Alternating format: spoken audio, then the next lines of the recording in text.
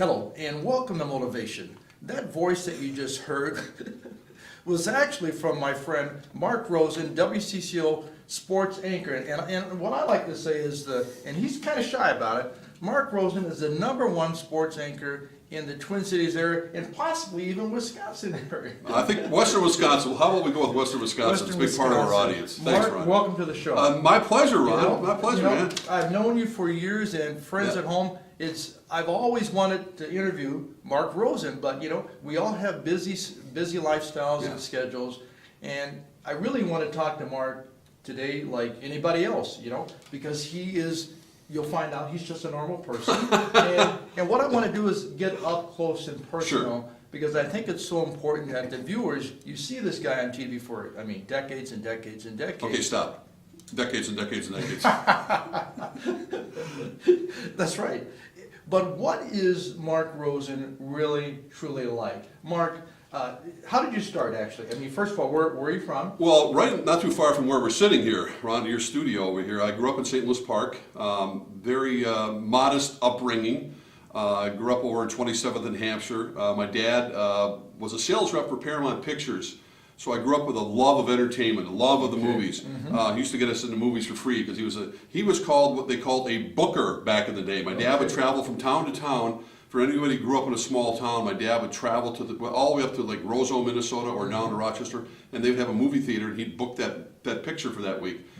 So I grew up with that in mind, and it was a wonderful way to grow up because my friends were all jealous I could get into movies for free. Of course, movies cost $2 at that time. Yeah. Yep. So I grew up in St. Louis Park, and my dad was a World War II vet, came out of the war like many other veterans, and just wanted to settle down and start a family, and I have 2 sisters, and my dad had a love of sports, and he started, when the Twins came to town in 1961, and the Vikings came to town in 1961, he started taking me to games, and that's how I sort of, along with playing sports, grew to love sports back in the early years. But it was a very wonderful upbringing in the context that everybody left their doors open, great neighbors, great people, friends for life, that sort of thing, Ron. So it was wonderful. And your dad was sports-minded too?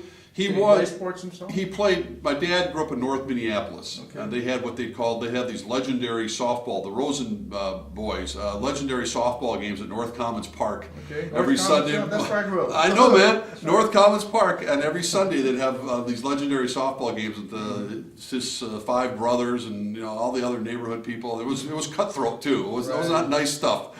But so that's where he grew up. I think appreciating and enjoying sports. Oh, yeah. And I can see that glint in your eye that talking about your dad brings a smile on your face. Well, of course, because he was my guy.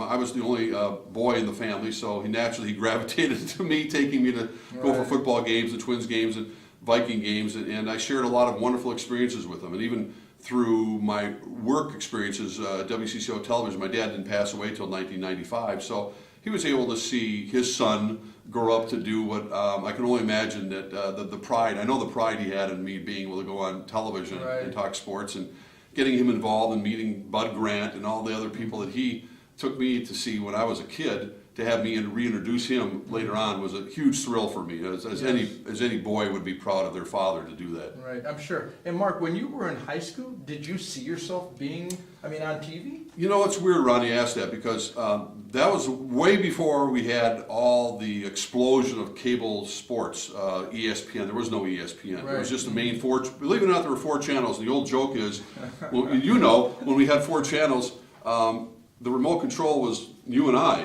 Your dad would say, "Hey, go up and change the channel." That was great exercise.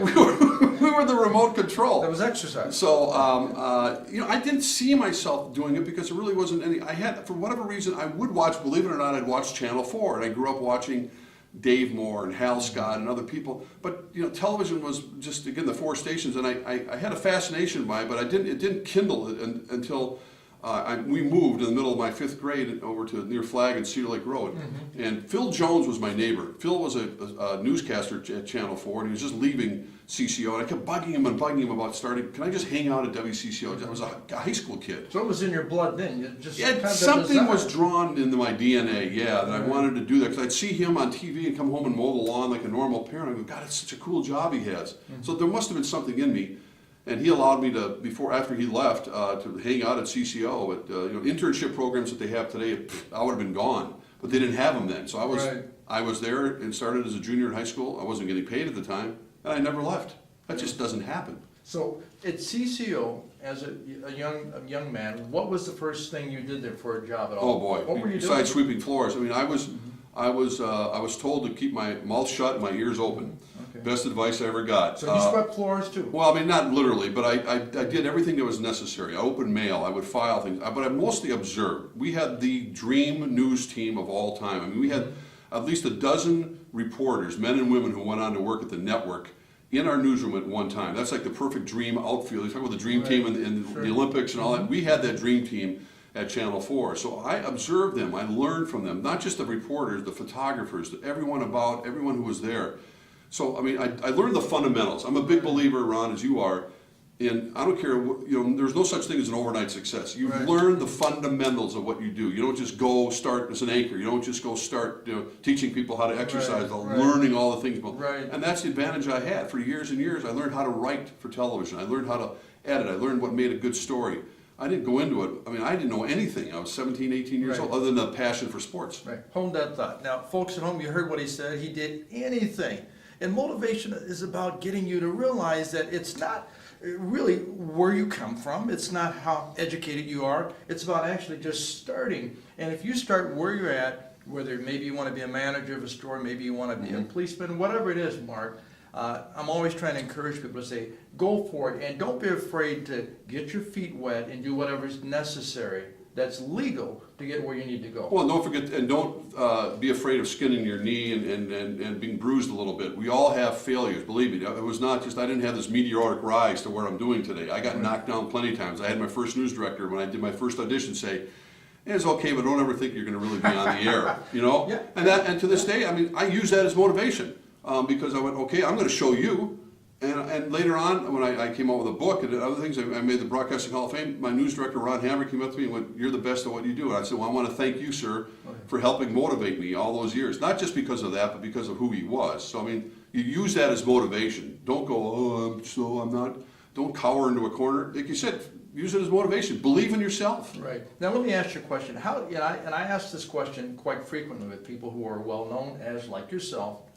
How do you personally handle when you go out in public? I mean, we've been out before, and people are either staring at you or Sure. coming up asking you about sports all the time. How do you handle that aspect? Well, I'm used to it by now, but I know it's funny because I go out, I really forget sometimes who I am. I don't think of it in those. If I go to movies, as we know, we always talk about movies, or go out to a restaurant with my family. And I think when my kids were younger, it was tougher, especially on my daughter who grew up, because she didn't see me that often, and it kind of makes me a little weepy because I feel there are times that, I would be talking to her and someone would come up to me and say, "Hey, how about Randy Moss? How about the game he had?" Sports is a great common denominator.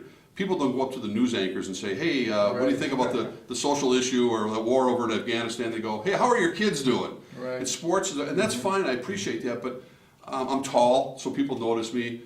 I'm nice to people all the time, except when there's a point where I'm with my family and it gets to the point where they're asking like too many questions, and you have to have a sense of saying, "Okay, that's enough." I answered your question. I love talking with people. I appreciate it. I've never taken it for granted, not for a second. But I don't try to hide either. I don't put a baseball cap on and dark sunglasses when I go out on a weekend. Right. I don't care. People are nice, and they want to say hi to me and talk to me about something. I'm all in favor of it. It's a compliment. There you go. Let me ask you this. How would your friends describe you? If they were to say, this is what Mark Rosen is like, how would they describe you? And the reason I'm going to ask you that, Mark, is because I remember the first time that I met you, which was years ago. I thought this guy is personable. He cared about who I was as a person, and that's a rarity with most people. They're so busy talking about themselves. Oh, yeah. You took an interest in me and found out about what I Right, do, and right. ultimately ended up training with me Right, for the right. last, I don't know, A lot of years. 20-some years, over 20-some years. So what do your friends say about you? I would hope they'd say I'm genuine. I mean, I think there's something about the Midwest, the way we're brought up. Why would I possibly change? I mean, I've had friends since before high school that are still my friends today, and they know me better than anyone. And I want to say that I haven't changed at all. They don't treat me any differently when we get together. Why should they? Why would I want them to? I'm just the guy that happens to be on television. That's all. That's all I do. I mean, that's my job. And I do take an interest in other people. I think that took a while, though, to be honest with you, because I needed to become more curious as time went on, and I think it was a weakness of mine early on. It's innate when you are a reporter. You want to ask questions, and I think that's really opened up my eyes over the years. No matter whether I'm interviewing someone, Right. you have to be a good listener, Ron. You know that. Yes. People are so concerned about what their next thought's going to be, even in normal conversations, that they're not listening to what the person's saying. Right, And as a right. reporter, the key thing is not to have a list of questions and then, okay, I got to ask him this. I mean, he may say something, he or she may say something, go, wait a minute, I got to follow up to that. Right. But you want to apply that to your everyday listening as well. But so I think my friends would just say that I'm genuine, same guy that back in high school, maybe a little more hair now. Okay. Okay. I was real skinny. Now you're buffed. Yeah. Let me ask you this question. I don't want to say was there any ego in Mark Rosen in the first, let's say, 5-10 years of you being on TV? Oh my goodness, no, I was a geek. I had no ego whatsoever. I think, no, I was just happy to get on television. I mean, I had some wonderful experiences. Now I look back on it, I can't believe they gave me the responsibility they did of covering the Vikings in an NFC Championship game when I was 22, 23 years old. I was the same age as Chuck Foreman, who was a rookie on that team. Why would they send me to cover that? No, not at all. I mean, I think as time has gone on, when you're on television, I mean, you meet with consultants, and I think this is a good lesson for everybody. You have to come out of your comfort zone. I think for many times I had news directors that say to me, I want to see more of you. If anything, I was too reserved. And as time goes on, you have to get more comfortable with taking a chance and showing more of your personality, showing more of who you are. And that's where I've come the furthest, I think. And as far as having an ego, do I have an ego now? Yeah, but it's a healthy ego. There's a difference between ego and arrogance. And that's the thing that I always talk about too, is that you want to have a healthy ego because you have confidence in yourself. Right. But when you become arrogant about it, no. But you want to have confidence. Say, listen to this. This is what I feel about the Vikings or this. And it's subjective anyway. It's just my opinion, and hopefully I want to represent what people are thinking about it as well out there. Right. Let me ask you this. Of all the things that you've done with CCO and in the broadcast industry, is there anything that you would have done differently? Yes, that's a great question, Ron. I probably haven't talked about it all that often, but I probably would have wanted to do a little bit more play-by-play as I've gone through the ranks, just to kind of. When you say play-by-play, what do you mean? Like play-by-play. You mean arm wrestle right now? Yeah, I don't want to hurt you. Well, like play-by-play of the Twins or the Gophers, I dabbled in it a little bit. I didn't really have the time, but as far as the broadcasting part of it, people would have rather gone into news? No. I see enough stuff every single day in the newsroom that I would not have wanted to be a news reporter going out to talk to a family that just lost a loved one or somebody coming back from a war that you have to go bury. I'm happy I'm in sports. I would have liked to have tried play-by-play, but I'm still energized by what I do. But I think that's the only thing that I would regret in that context. Okay. And you know a lot of people. You've met a lot of people. We both knew Kirby Puckett. Yeah. Who is it out there that you wish that you could have done maybe a story on that you haven't done? Give me Boy, I wish I could have done a story on.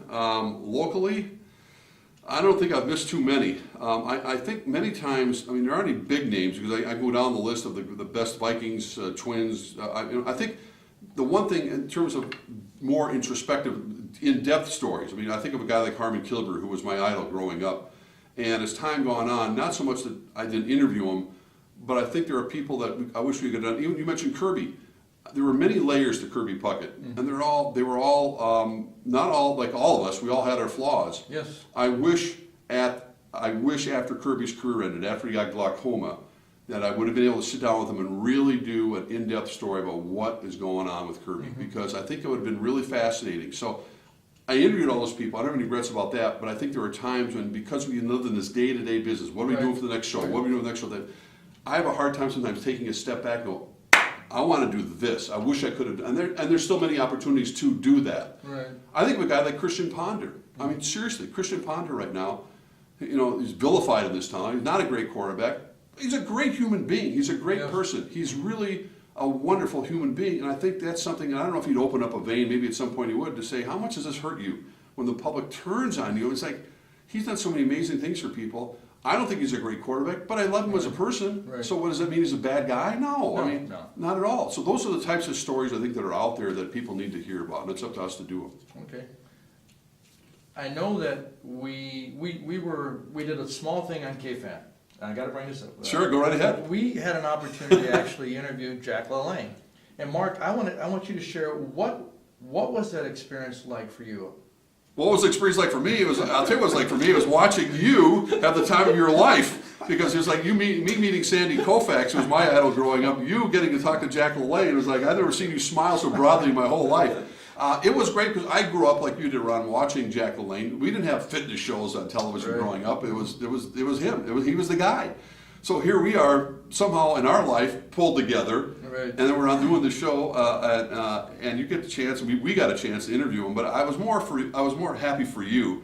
But just the fact to hear that voice on the other end of on the line was pretty special, because that was a special person, and his wife, who's from St. Paul, right? Yep. Could not have been nicer. I know you followed up with her a number of times, but that was your home run.